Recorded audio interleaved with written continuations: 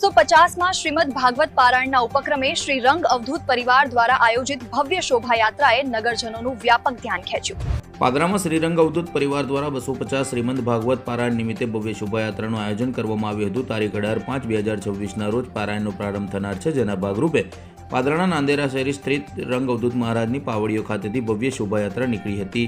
આ શોભાયાત્રામાં નારેશ્વરના ટ્રસ્ટી અને કરજણના ધારાસભ્ય અક્ષયભાઈ પટેલ, પાદરાના ધારાસભ્ય ચૈતન્યસિંહ ઝાલા, વેપારી સૂર્યકાંતભાઈ ચોકસી, હિતેશભાઈ પટેલ, પરેશ ગાંધી, ઉપેન્દ્રભાઈ ઉપાધ્યાય, કિશન જોશી, ચંપકભાઈ મુખી, કિશનભાઈ બટાકાવાળા સહિત નગરના આગેવાનો, વેપારીઓ તેમજ ઉત્સવ સમિતિના સભ્યો તેમજ રંગ પરિવારના સભ્યો મોટી સંખ્યામાં ઉપસ્થિત રહ્યા હતા। નગરમાં ભક્તિના સૂર સાથે નીકળેલી આ શોભાયાત્રાનું ઠેર ઠેર સ્વાગત કરવામાં આવ્યું હતું।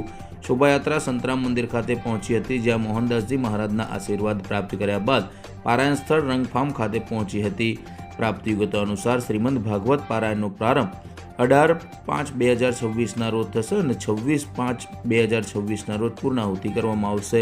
બીજી તરફ યજ્ઞનો પ્રારંભ 25/5/2026ના રોજ થશે, જ્યારે યજ્ઞ પૂર્ણાહુતિ 26/5/2026ના રોજ યોજાશે। વિવિધ ધાર્મિક કાર્યક્રમો સાથે ભક્તિમય માહોલમાં 300થી વધુ ભાવિક ભક્તો આ પારાયણમાં ભાગ લેશે।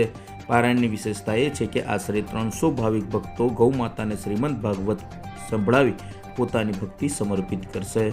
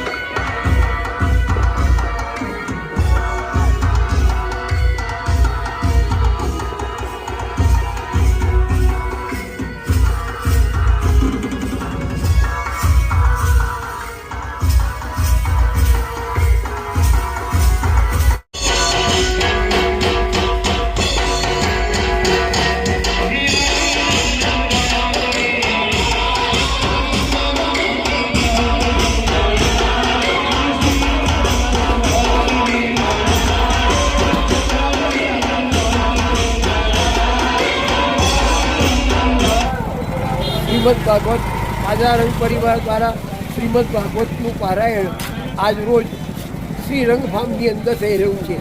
આ પારાયણની અંદર 300 પારાયણીઓ લાભ લઈ રહ્યા છે અને આ વિશેષતા એ છે કે ડોંગર મહારાજનું ભાગવત રસામૃતનું આખું ગ્રંથનું પારાયણ 9 દિવસની અંદર થશે।